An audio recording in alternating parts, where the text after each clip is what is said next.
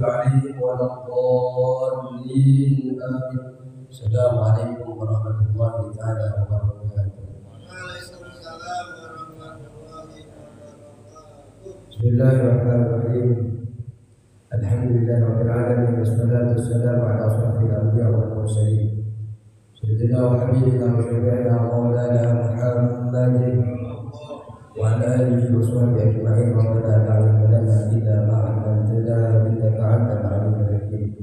رب اشرح لي صدري ويسر لي أمري واحلل عقدة من لساني يفقهوا قولي. أما بعد, yang kami hormati Ketua DKM Masjid Darussalam Bapak Ustaz Jumanto serta para pengurusnya, para aparatur daerah, RT dan RW-nya yang hadir pada malam hari ini. Alhamdulillah para jemaah yang hadir pada malam hari ini, semoga panjenengan hadirin dari majelis ini setiap langkahnya Allah hitung dengan pahala, dan panjenengan berkumpulnya malam hari ini sebab-sebab digugurkannya dosa-dosa kita. Amin ya rabbal alamin. Para jemaah yang dirahmati Allah Subhanahu wa taala, alhamdulillah kita akan melanjutkan pelajaran pembacaan kitab. Sebenarnya kalau kita dibaca secara kitabnya satu pertemuan selesai, tapi kita kan bahas secara detail, walaupun tidak secara detail banget. Kita sudah 3 pertemuan, mulai persiapan mayat, jenazahnya, terus pemandiannya, sekarang mengkafaninya. Bismillahirrahmanirrahim. Qala musannif rahimahullahu ta'ala wa naf'ana bi 'ulumihi wa 'amadana bi asrarihi wa bihi fid dharain. Bismillahirrahmanirrahim. Wa yukaffanu al-mayyitu dzakaran kana aw unsa. Dikafani, mayit itu dikafani baik mayitnya laki-laki ataupun perempuan. Balighan aw unsa, baik itu balighan aula, balighan kana aula, baik itu baligh atau tidak. Kemarin kita belajar tentang syahid fid dunya, syahid fid dunya wal akhirah, dan juga syahid fil akhirah. Yang syahid fil akhirah yang hanya boleh dikafani, maksudnya yang boleh dimandikan, yang dimandikan hanyalah mati syahid fil akhirah. Kalau fit dunya wal akhirah semua karena mati di dalam peperangan. Darah yang menetes ketika peperangan agar tidak hilang, karena kelak ketika berjumpa dengan Allah darah tersebut baunya seperti semerbak baunya misi, bau harum. Kemudian ada anak yang keguguran tapi belum berbentuk daging, maksudnya belum berbentuk anggota tubuh, tidak perlu dimandikan tapi dibungkus. Nah sekarang menyampai kepada kafan. Dikafani mayit itu baik laki-laki ataupun perempuan, baik baligh ataupun tidak, hukumnya wajib dikafani. Sementara nanti akan belajar tentang hukum-hukumnya. Fi salasati aswabin bidin, di dalam 3 pakaian yang warna putih. Jadi 3 lapisan, 3 lembar. Memang Rasulullah sallallahu alaihi wasallam ketika mengkafani sahabatnya, beliau itu mengkafani dengan 3 lapisan. Kenapa orang-orang sekarang banyak ada yang menggunakan sampai 5? Karena ternyata yang dijual di pasar itu tidak bisa menutupi secara utuh, kecil, size-nya kecil. Nanti kita akan bahas secara dalam setelah kita baca nanti. Wa takunu kulluha lafaifa mutasawiyatan dan lapisan-lapisan yang ada merupakan lipatan yang sama, taulan au ardon, baik panjangnya ataupun lebarnya sama, panjangnya sama. Ini kalau di dalam kajian fikih. Cuma kan terkadang kita pengen seperti itu, tapi ternyata nyampe pasar tidak ada yang jual seperti itu. Akhirnya para amil mencari solusi.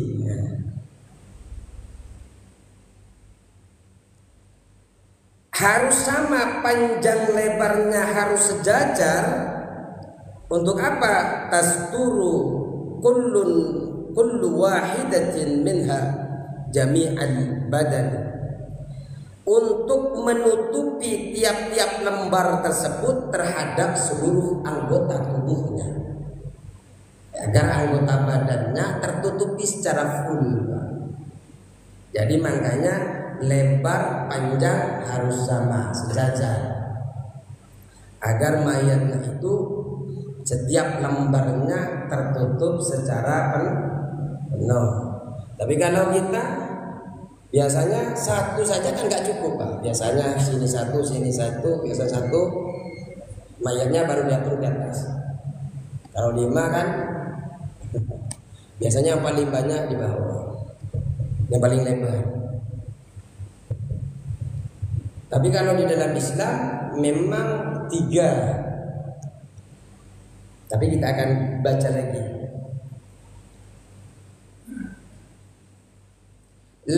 Laisa fiha khamisun wala imamatun.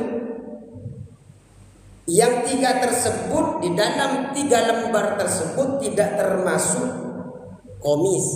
Komis itu baju kurung. Biasanya kalau perempuan kan pakai gamis, baju kurung. Wala imamatun, dan bukan tidak termasuk pada sulban. Jadi sulban itu tidak masuk hitungan, baju kurung itu tidak masuk hitungan yang 3 lembar. Artinya 3 lembar itu khusus untuk menutupi mayat. Wa ikufina adzakaru fi khamsatin, apabila seorang laki-laki itu dikafani, bentar, saya kan bahasa dikafani dari tadi. Kira-kira paham nggak dikafani apa? Dibungkus. Iya, di sini paham. Takut ada yang nggak paham. Maksudnya, saya yakin paham. Cuma kan diperjelas. Takut apa ya dikafani? Dibungkus, mayatnya dibungkus putih-putih, itu yang kita bahas, Pak. Apabila laki-laki itu dikafani di dalam 5 lembar, ketika dikafani pakai 5 lapis, fahiya salasatu al-madhkuratu, yang 3 itu yang telah kita sebutkan. Artinya yang 3 itu yang pokok utama. Berarti tinggal 2. Yang 2 ini apa? Wa qamisun wa imamatun. Komis apa? Baju kurung atau jubah lah. Kalau laki-laki mau pakai itu jubahnya, kalau perempuan baju kurungnya. Baru yang kemudian wa imamatun, imamahnya. Orang Indonesia kadang Pak kreatif. Kadang mayitnya itu sebelum dibungkus, biasanya setelah dikafani dia pakai surban, pakai udeng pakai imamah, kayak ini dirapiin biar kelihatan kayak karap-harapan ya. Kalau jenengan gimana? Enggak pakai gini, biasanya diputer-puter, dilibitin kepalanya. Kadang pakai. Ada yang pakai begitu? Ada. Ya, biar seperti orang Irak. Ya. Kemudian, jadi kalau laki-laki pakai 5 lapis, berarti 3 lapisnya itu termasuk yang lapisan lembaran yang pokok 3 yang dianjurkan oleh agama, yang dicontohkan oleh Rasulullah. Berarti 2-nya itu adalah baju kurung, kemudian imamah, surban. Kemudian awil mar'atu, atau perempuan atau adapun perempuan fi khamsati, apabila dipakaikan dengan 5 lembar, fahiya izarun wa himarun. Pertama adalah izar, jadi pakai sarung dulu, Pak. Biasanya rok lah. Sampai sini kan ada, itu namanya izar, sarung.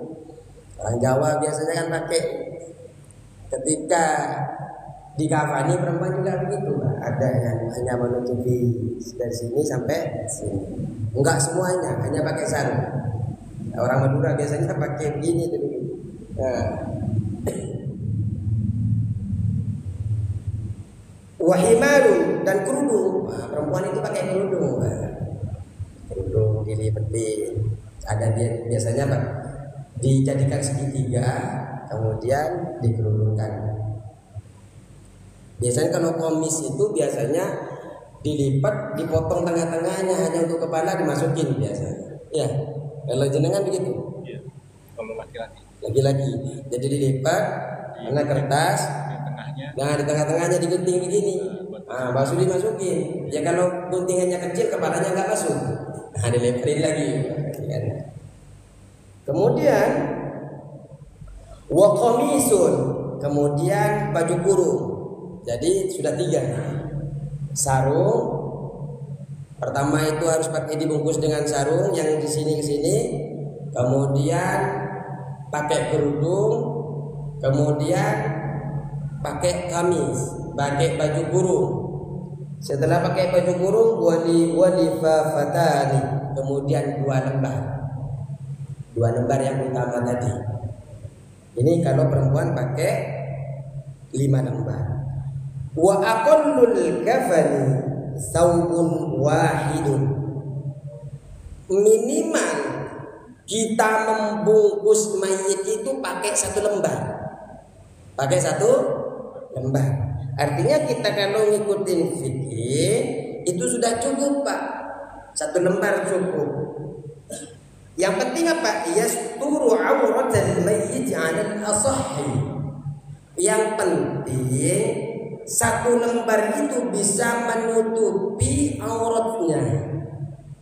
Artinya kalau auratnya laki-laki dari pusar sampai lutut, itu saja. Ya kalau nggak ada kafan sama sekali, Pak. Ya kalau di sini sudah disiapkan masjid, cukup pakai itu. Firraudati wa Syarhil Muhaddab, sebagaimana dikutip di dalam kitab Rawdah dan di dalam Syarah Muhaddab. Wa yakhtalifu qadruhu bi dhukuril mayyiti bidukuratil mayyiti wa unusatihi, dan berbeda-beda ukuran bagi mayit laki-laki dan mayit perempuan. Kalau laki-laki surrah wa rukbah auratnya, tapi kalau perempuan selain telapak tangan dan wajah. 1 lembar cukup sekiranya sudah menutupi aurat. Wa yakunul kafanu min jinsin ma yalbasuhu syashu fi hayatihi, dan kain kafan yang digunakan ini dari jenis kain yang biasa dia gunakan waktu hidupnya. Artinya kalau biasa pakai kain katun dari kapas, kain katun itu dari kapas tidak ya?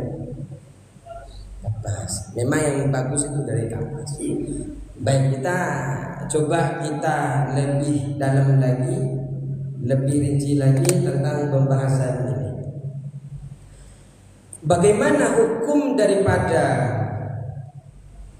mengkafani mayit? Setidaknya ada 3. Ada wajib, ada sunnah, ada jawaz. Wajib ketika yang dikafani adalah orang muslim. Muslim wafat wajib dikafani. Dan kafir dhimmi.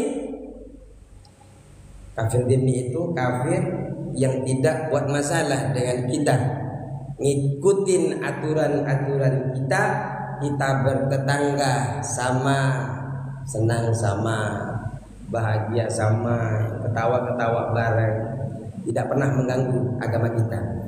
Kemudian yang kedua sunnah, yaitu bagi bayi yang prematur yang tidak tampak bentuknya dibungkus, sunnah.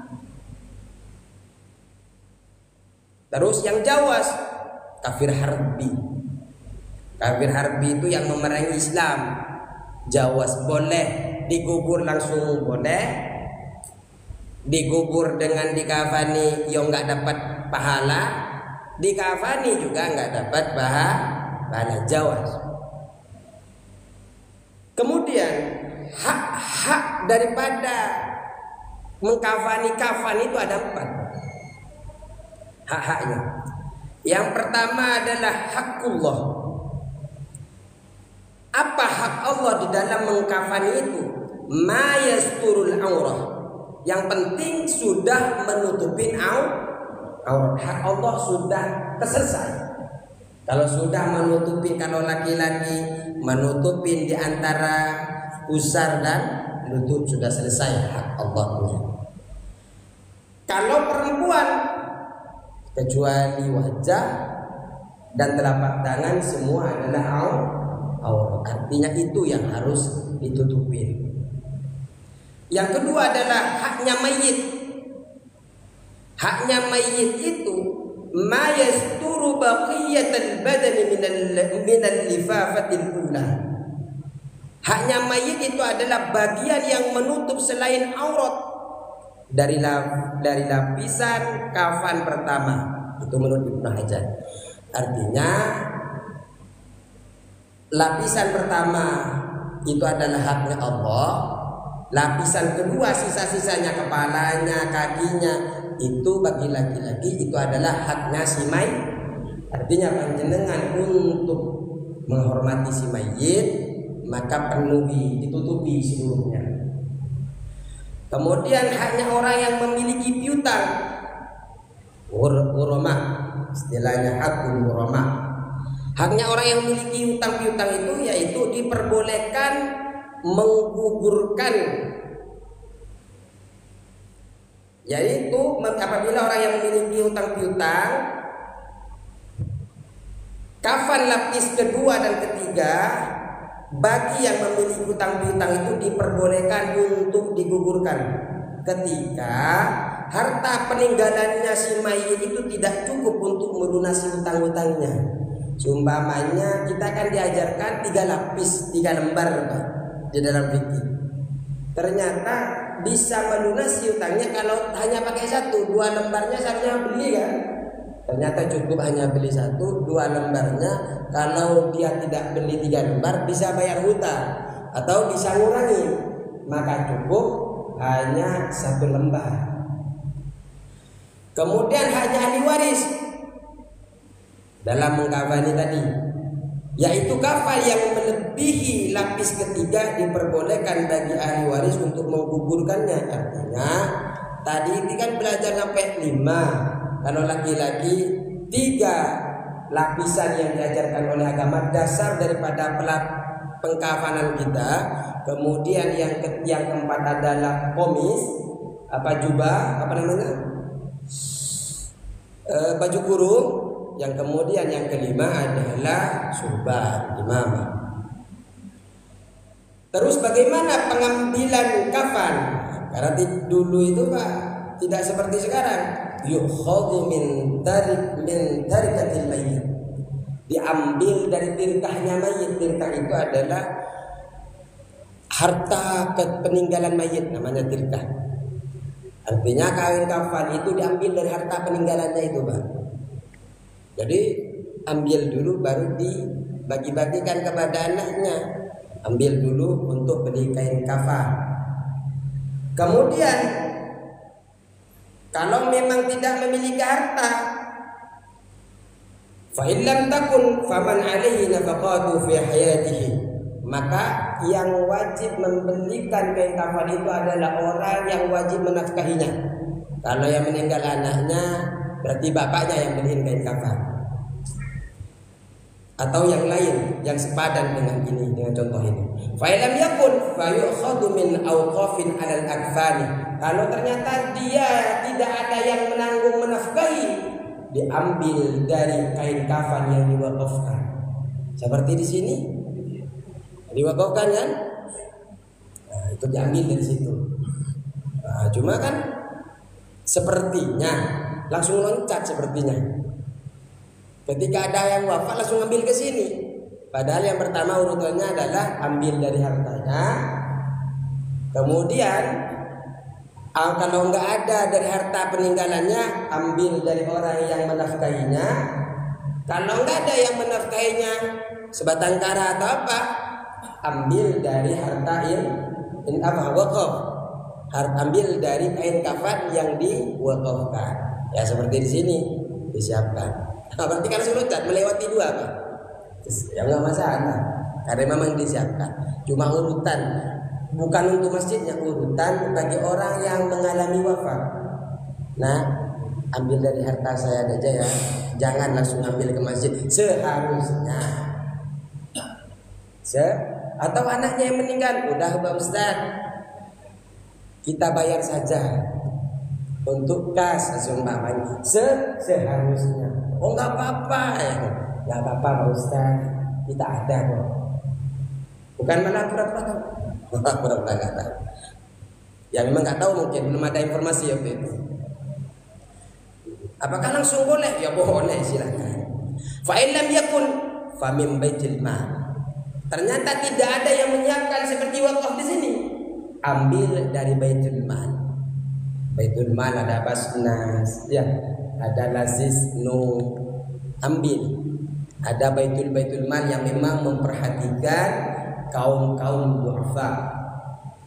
Ternyata baitul mal pun di daerah itu tidak ada. Diambil dari mana? Fa lam yakul fa'ala mayasiril muslimin. Maka diambil dari hartanya orang-orang yang muslim yang ada di sekitarnya. Wah, itu beban jenengan Pak.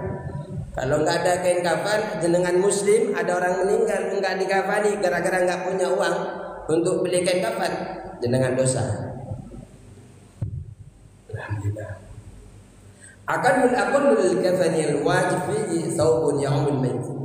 Jadi paling sedikit kata tadi itu, kewajiban di dalam mengkafani itu adalah minimal 1 lembar, selembar kain yang menutupi seluruh badan mayit, baik laki-laki ataupun perempuan.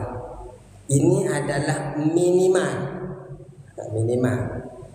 Akmalul kafan, adapun paling sempurnanya mengkafani ini, lirrajuli salasul lafaifa baydin. Jadi 3 lapis yang berwarna putih.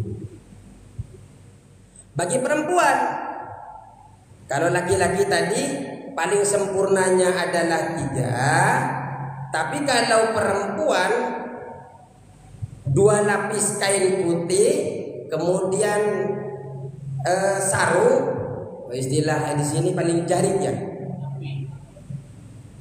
Kain tapi. Ya. Kalau bahasa Jawa penjarik ya. Terus gamis, baju kurung. Kalau gamis itu baju, dan kemudian kerudung. Itu adalah paling sempurna untuk mengkafani perempuan. Kalau laki-laki cukup 3. Tapi kalau pakai 5, baju kurung yang keempat, yang kelima adalah imamah, supaya. Nah, tata caranya gimana? Monggo minum dulu. Bismillahirrahmanirrahim. Alhamdulillah hangat ya.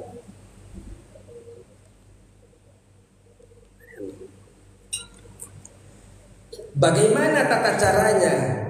Pertama adalah kaifiyatul takfir. Yud'u qatnun ma'al hanut. Meletakkan kapas yang telah diberi wangian. Hanut ini adalah rempah-rempah yang rempah-rempah untuk dibuat wangi-wangian, namanya hanut. Jadi meletakkan kapas yang sudah diberi wangian, mungkin kalau di sini sudah dikasih minyak ya. Dikasih minyak. Kemana? Pada kemaluannya laki-laki, kepada kemaluan masih mayit itu. Di mana? Di tempat memandikan. Jadi menaruh kapas di alat kelamin itu kemaluan ketika di tempat mandikan. Kemudian diikat, kapasnya itu diikat untuk apa? Agar tidak terlepas. Jadi kemaluannya ditutup. Kalau istilahnya ala sau'atai, dubur dan kubulnya ditutup, kemudian diikat agar tidak terlepas. Ini yang diajarkan oleh fikih.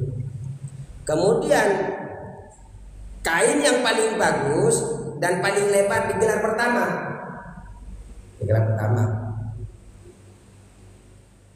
Yang paling lebar, yang paling bagus ditaruh pertama dan ditaburi wangian.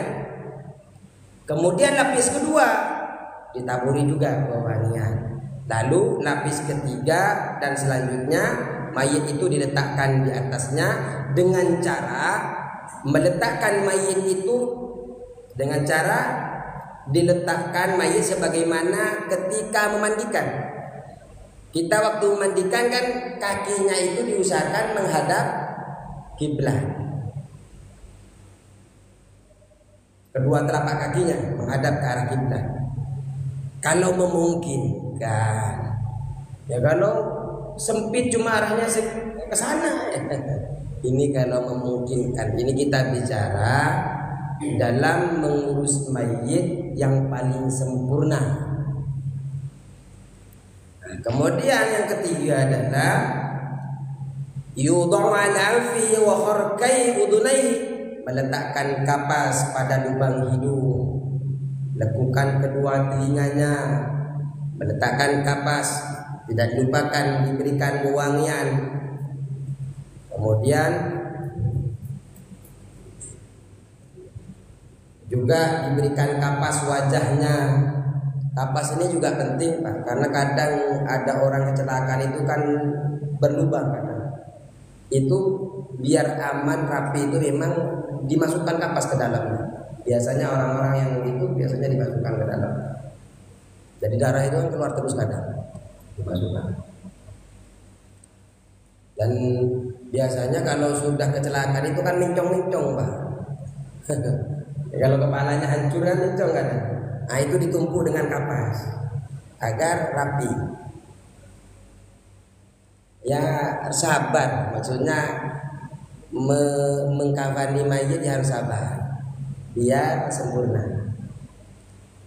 Ya memang lama kalau seperti itu. Kemudian tidak lupa juga wajahnya. Ya tadi lubang-lubangnya ditutup. Kenapa? Karena agar tidak masuk lagi kotoran. Sehingga itu ditutup pakai kapas. Kemudian wajahnya kemudian diikat dengan benang agar tidak jatuh. Meletakkan kapas tersebut diberi juga wewangian kepada telapak tangan kanan, juga telapak tangan kiri. Kemudian kedua lututnya, juga kemudian di ujung jari kedua kakinya itu juga diberikan kapas. Yang keempat, ini tata cara mengkafani. Telapak kedua kaki mayit ditegakkan. Tangan kanan mayit juga diletakkan di atas tangan kiri. Nah, begini kayak sholat itu, Pak. Memulai melipat lapisan pertama dari sebelah kiri. Kiri dulu taruh, kemudian di sebelah kanan. Begitu juga cara melipat lapis kedua dan ketiga.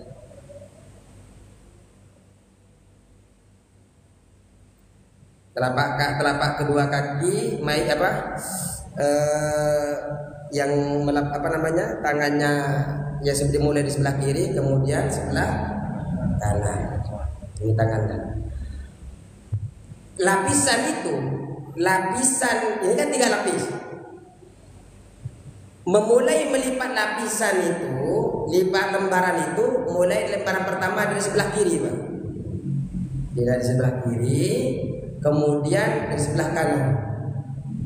Begitu juga lembaran kedua dan ketiga. Jadi mulai dari sebelah kiri, mayit. Jadi di sini Pak, mana kertas? Kertas. Ini. Ini dulu, baru. Ini saya dulu buat materi di Izzatul Masjid di Gerai Wisata. Waktu itu kerjasama dengan Basnas materi seperti ini. Waktu itu ngundang yang hadir dapat sertifikat itu orang-orang ambil se-kabupaten, kita ambil setiap kecamatan itu 2. Materinya dari kita juga LTN. Terus setelah semua lipatan kafan dilipat dari 1, 2, 3 itu dilipat, pastikan harus diikat Pak. Paling sedikit itu sebenarnya ketentuannya agar saja tidak lepas saja. Tapi kalau dalam fikih di dalam kitab ini ikatannya yang pertama adalah 1 ikatan di ujung kafan di atas kepala. Itu. Jadi di atas kepala 1, kemudian 1 ikatan pada kedua paha. Kedua paha 1, 1 ikatan pada pantat. Sudah berapa? 3. 1 ikatan pada kedua lutut. Paha, lutut, pantat, kepala. Kemudian 1 ikatan di bawah telapak kaki. 5. Dan semua ikatan ini tidak dikunci. Artinya ketika dilepas bisa. Tidak ikat mati. Tidak ikat mati. Sampul apa? Simpul. Kenapa? Agar mudah dilepas di saat di dalam liang kubur. Tapi yang 1 ikatan saja. 1 ikatan di bawah kaki dan semua ikatan yang ada di dalam itu jangan sampai diikat mati. Kenapa? Tidak dikunci maksudnya. Kenapa? Jadi ada berapa ikatan? Apa saja? Kepala, kedua paha, pantat, kedua lutut, kaki. Di bawah kaki, jangan kakinya, di bawah. Dan semua itu diikat, tidak dikunci. Kenapa alasannya? Agar bisa dibuka ketika di dalam liang kubur. Untuk kain kafan perempuan dimulai dengan jarik, dimulai dengan apa tadi itu sarung. Apa tadi? Kain jarik. Iya paham kan jarik kan? Iya. Terus apa sarung kalau bahasa kampung saya sarung. Terus dimulai dari jari yang menutup anggota badan di antara lutut dan pusar. Kemudian gamis, baju kurung. Setelah itu baju gamisnya itu kan yang menutup seluruh badan mayit. Lalu kerudung. Ini ibu-ibu biasanya rapi Pak. Jadi cantik dibedakin dulu. Gak tahu dipakai lipstik apa enggak. Terus setelah itu kerudung itu menutup kepala. Tapi tidak cukup hanya kepala begini Pak. Menutup kepala, leher, dada. Memang sedikit panjang. Selanjutnya berarti kan tadi di dalam fikih kita tinggal 2 lapis. 2 lapis itu adalah lapisan utamanya. Tetap dimulai dari sebelah kiri, kemudian sebelah kanan. Begitu seterusnya. Ya, ingat-ingat saja. Oh nggak bisa Pak Ustadz, ya cukup dibungkus saja, cukup langsung diikat sama jenengan. Ya kalau nggak ada sama sekali Pak. Karena yang penting bisa menutupi semua anggota, minimal menutupi aurat daripada si mayit. Kalau laki-laki auratnya, kalau perempuan muka, kecuali muka dan telapak tangan. Nah itu Maksudnya ya maksudnya minimal ketika nggak ada sama sekali tinggal jenengan bungkus. Tapi itu kan belum ngaji Pak. Sekarang kan sudah ngaji. Tapi lupa Pak Ustaz. Ya monggo nah. Kalau nggak ada sama sekali ya saya yakin jenengan, tapi jenengan yang penting tali tadi itu ada di mana saja, ada 5. Di mana? Kepala, pantat, lutut, dada, terus telapak kaki. Kepala, terus kedua paha, pantat, kedua lutut, kaki. Ternyata nggak ada dada berarti, karena sudah dilapis. Ternyata Pak, ada ini kita akan membahas tentang masailu fil kafan, tentang permasalahan-permasalahan tentang kafan. Kafan yang dicuci, kafan yang dicuci lebih utama dibanding kafan yang baru. Kenapa? Karena mayit akan membusuk dan mengeluarkan nanah. Sedangkan kafan yang baru itu lebih layak dipakai orang yang masih hidup. Cuma sepertinya kita baju-baju kita nggak ada yang terbuat di kafan kayaknya. Apalagi yang warna biru-biru itu nggak akan terbuat di kafan.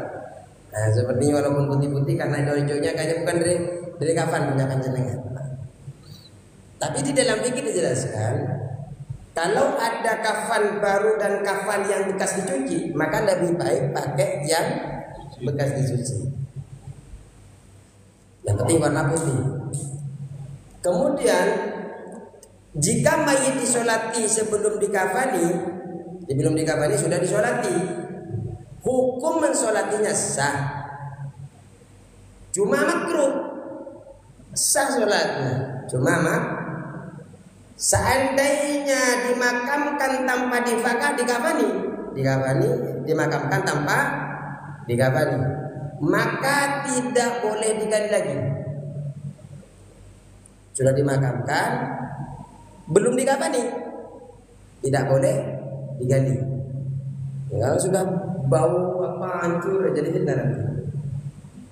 Itu yang dijaga. Beda jika dimakamkan sebelum dimandikan. Tadi kan sudah dimandikan langsung dikubur, tidak perlu digali. Tapi kalau belum dimandikan, mandikan dulu, baru dikafani, boleh digali. Intinya adalah boleh berbeda, boleh digali. Kemudian permasalahan yang ketiga adalah setiap mayit yang dikafani dengan hartanya sendiri dan tidak mempunyai hutang yang sekiranya menghabiskan kepada seluruh harta yang ditinggalkannya, wajib untuk dibungkus dengan 3 lapis kafan. Jadi seandainya dia tidak punya hutang, ketika membeli kain kafan itu tidak sampai menghabiskan seluruh hartanya, maka lebih utama wajib dia dikafani dengan 3 lapis atau 3 lembar. Tapi kalau kiranya dengan membeli 3 lembar sampai habis hartanya atau tidak bisa bayar hutang, cukup 1. 2-nya dibayarkan hutang saja. Terus belum kan? Enggak tahu. Soalnya ada yang lihat jam. Kemudian tidak boleh mengkafani mayit kecuali dengan sesuatu yang boleh digunakan di saat dia hidup. Sehingga haram mengkafani laki-laki menggunakan sutra. Laki-laki kan nggak boleh Pak, walaupun hidup menggunakan sutra. Atau kain yang diwarnai dengan za'faron. Nah, ternyata kain za'faron itu Pak, kain yang diwarnai za'faron itu kalau di Timur Tengah, agar pakaiannya itu harum dan kelihatan mewah, dia celupkan dengan minyak za'faron, direndam, kemudian nanti warnanya kekuning-kuningan kayak kemasan itu Pak, memang dipakai orang sana untuk menunjukkan kemewahan. Nah, bagi laki-laki nggak boleh, haram hukumnya. Tapi tidak haram bagi mayit perempuan. Bagi perempuan pakai sutra, pakai kain yang dicampur dengan direndam dengan minyak zafaron tadi itu, bagi perempuan diperbolehkan. Juga tidak diperbolehkan mengkafani dengan bahan najis. Tapi kalau kain kafan yang terkena najis boleh digunakan selama tidak menemukan kain kafan yang suci. Kita ini kan tahu Pak, ada namanya najis, ada yang namanya mutanajis. Kain bangkai, kulit bangkai itu najis apa enggak Pak? Enggak. Mutanajis.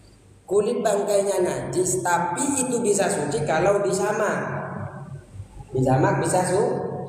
Bangkainya di Garut ada dompet Garut, di Bandung ada jaket dari kulit. Ketika disamak boleh jenengan pakai sholat. Nah ternyata masih ada darahnya, masih ada apanya, dipakai untuk bungkus mayit, sudah najis, tidak boleh, karena itu barang masih najis. Atau bangkai yang tidak bisa disamak itu adalah bangkainya babi, kulit bangkainya babi yang tidak bisa disamak, artinya walaupun disamak tidak bisa suci.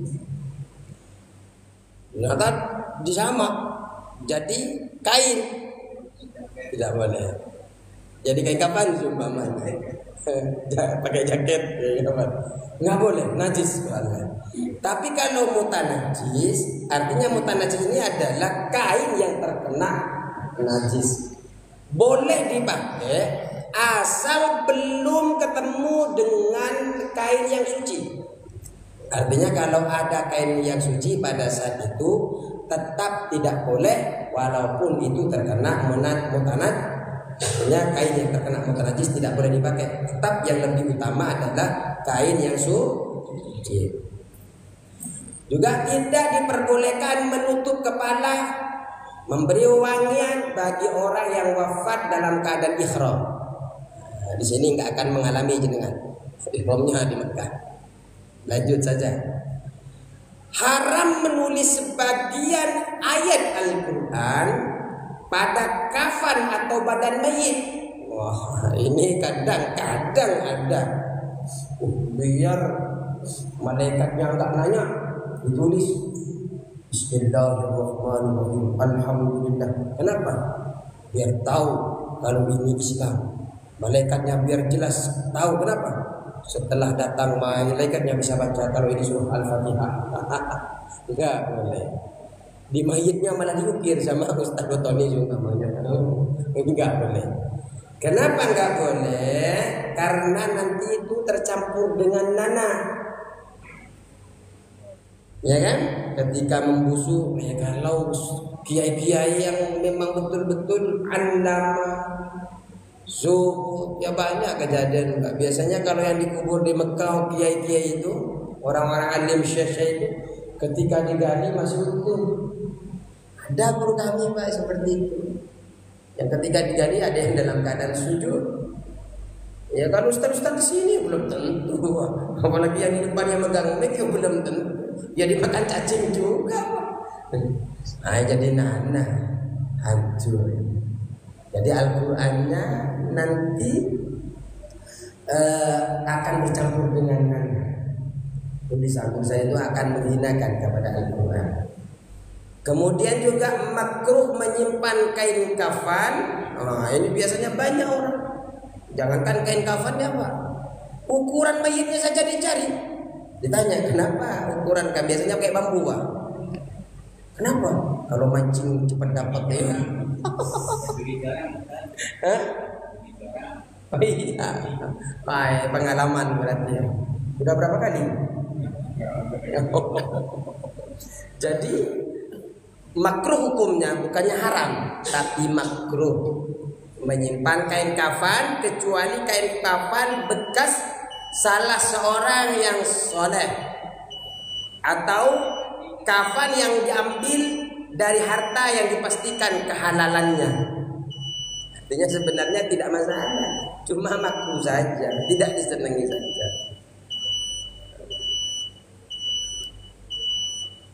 Kemudian secara singkat, permasalahan-permasalahan tentang membawa mayat.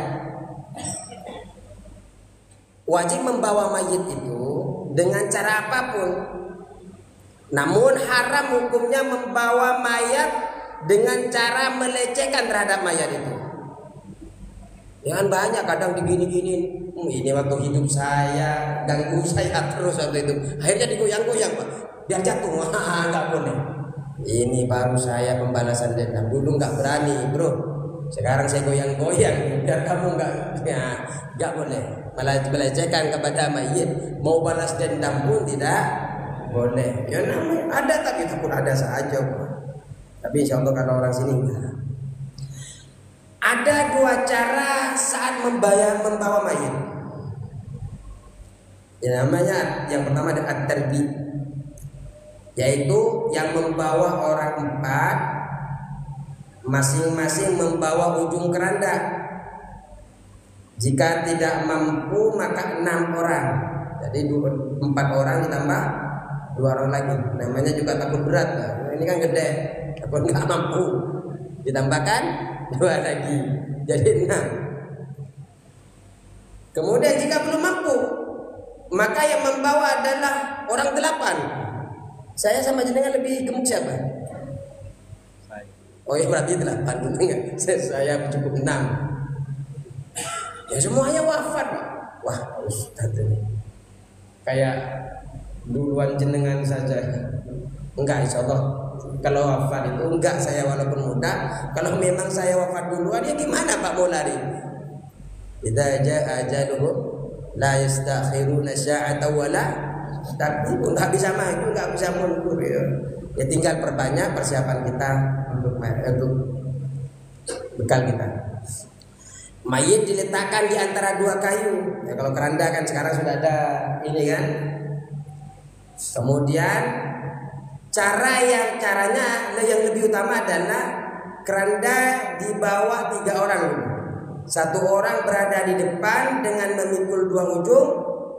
Bagian sedangkan ini di depan. Cara yang lebih utama, keranda di bawah 3 orang.